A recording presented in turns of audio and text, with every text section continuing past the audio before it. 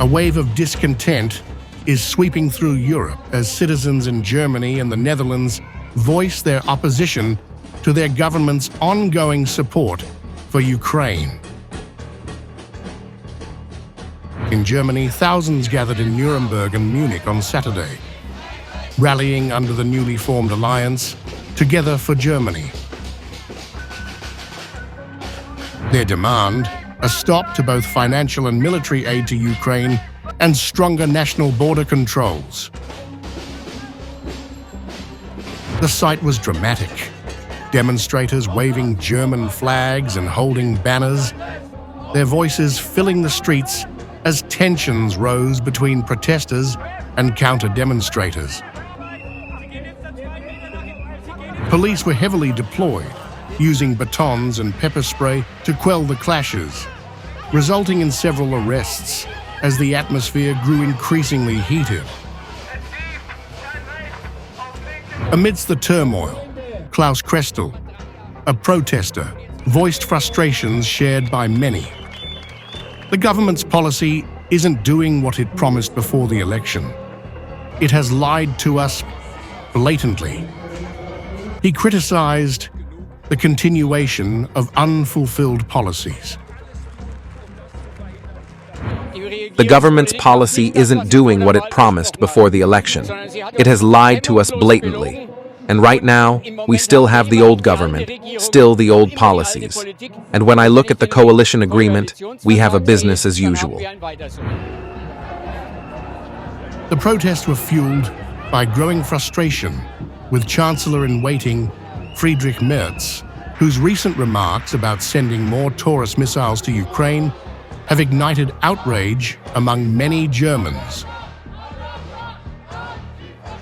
Merz's suggestion to increase military support under the guise of getting ahead of the situation directly contradicted earlier promises, and protesters like Frank, a drummer at the rally, didn't hold back.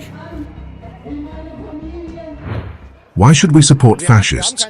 Why should we support a region ruled by corrupt elites that has been shooting its own citizens since 2014? I don't see any reason for it. Friedrich Merz isn't even a man. He's not even a man. A man says something, and when he gains power, he does what he says. He's betrayed us all. Germany's role as Ukraine's largest military supplier in Europe has placed it in opposition to an increasing number of its own citizens, stirring deep concern about the country's involvement. Moscow has warned that any missile strikes from Germany on Russian infrastructure would be viewed as direct involvement in the conflict, with severe consequences. But it's not just Germany that's witnessing protests. In Amsterdam, dozens rallied against the Dutch government's decision to continue supplying weapons to Ukraine. Their banners bore clear messages: no to weapons for the sake of peace, and for peace with Russia. The demonstrators want their government to mediate peace talks rather than fuel the conflict with arms. These protests highlight a growing fracture within the EU, as more citizens question the logic behind continued support for Ukraine and the escalation of the conflict with Russia.